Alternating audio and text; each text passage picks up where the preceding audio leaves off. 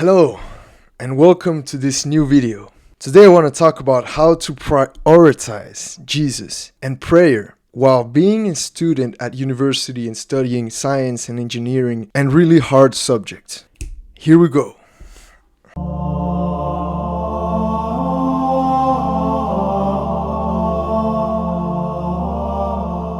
So, I want to start off by saying this.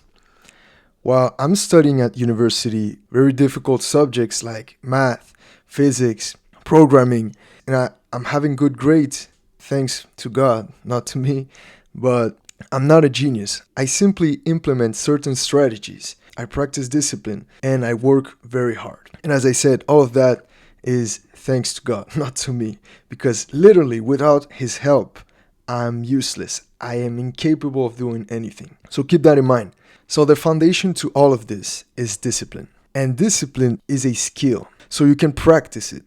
And it's very, very important to keep discipline as the main part of your life and to practice it every day. And one of the main ways I practice discipline is by fasting. So fasting is very, very helpful in many, many ways. First of all, it keeps me focused on God if you do it the right way. And I'll do another video on discipline and fasting, but let's continue. Second of all, fasting keeps you alert because eating a lot of food makes you sluggish and lethargic. If I eat so much food, I can't focus and I want to take a nap and the whole day passes away and I end up being unproductive. And also another thing about fasting, which is really helpful, is that because I don't have to eat, I actually have more time to focus on working, right? Because I don't have to go downstairs and prepare food and wait and then eat. So if I don't do it at all and I just wait until a certain time in the day to eat, then the rest of the time that I have free is available for studying or working or whatever you need to do. Time management and planning. So it's very important to manage your time well. And I have a software that I use that it's called Toggle. This wasn't made for the way I use it, I think.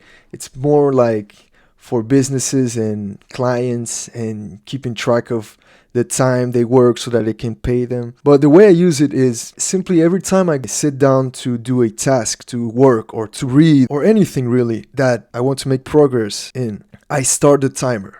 And so I keep track of the time that I work on certain things, and in the future I can see my progress. But also it keeps me focused on that specific thing while the time is running. It minimizes the chances that I just start doing something else. It keeps me focused on the task at hand because I know that the time is running. So if I start doing something else, then the time's running, I need to stop it or else it won't be valid. So it keeps me focused on the task. Also, it's important to plan your day at the beginning. You can do it the day before, at night, or in the morning, right after you wake up and pray. You don't have to be like very, very rigorous with this. I simply do blocks. For example, it looks like this, right? It's just to have an idea, and most of the time, I don't respect this completely because a lot of things happen during the day and I need to reorganize my day and stuff, but it's an idea of what my day should look like. Another thing which is extremely important is your environment. So this is the room that I spend most of my time in, where I study, I pray, I learn, I do most of the things. I even work out here, okay? It was really important for me that this room was as clean and as easy for me to be productive in. So I don't have distractions.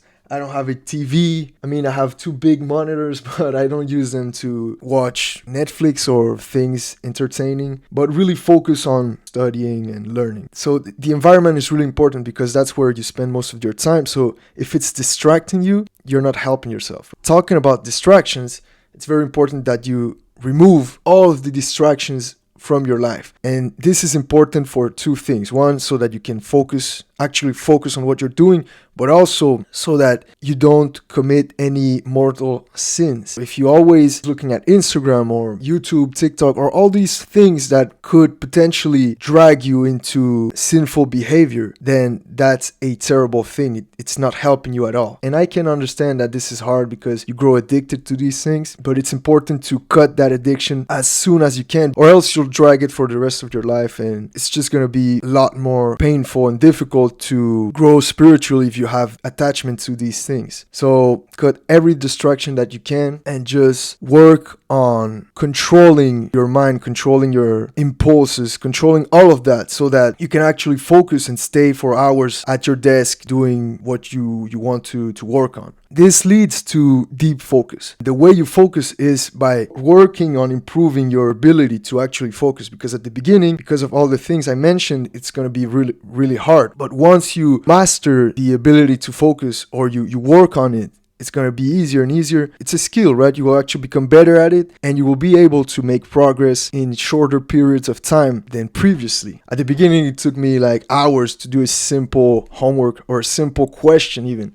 And now it takes less time because I've developed this skill with time and dedication. And now to actually prioritize prayer, you have to be smart about this and creative. You need to know yourself, right? Know thyself. If you know that you like to wake up early, then set up a time to pray early in the morning. Right after waking up, I usually pray the rosary. I finish with that, and then I can start studying. Also, you can break up the prayers during the day. So if you really want to pray a rosary, but it's really difficult because you have a lot of things going on, you can actually break up the 5 decades during the day. So you pray one in the morning, at noon, afternoon, and at night. So it's easier, right? And you can also pray right before bed. So in the morning, throughout the day, right before bed. The important thing here is to know yourself, know your habits, know your routine. So if you don't have a routine, this is going to be harder because you're all over the place during the day. But if you're structured, you're assiduous, then it's going to be easier because you know that, okay, at this time I can pray because I'm free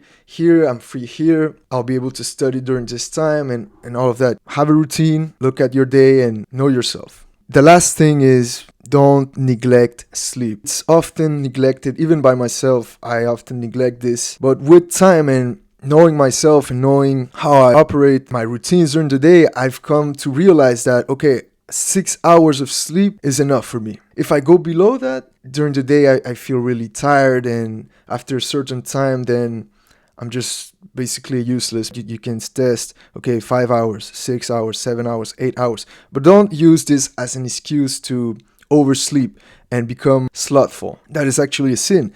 If you neglect your duties, neglect your responsibilities, and you just sleep in all day and be lazy, that's a sin. God doesn't want us to be lazy. He wants us to do great things with the gifts that He gave us. And that's pretty much all I got for this video. So I hope you liked it and found it useful. If you did, share it with your friends or family that could benefit from this. And take care. And may you live and die in the arms of Jesus. Bye.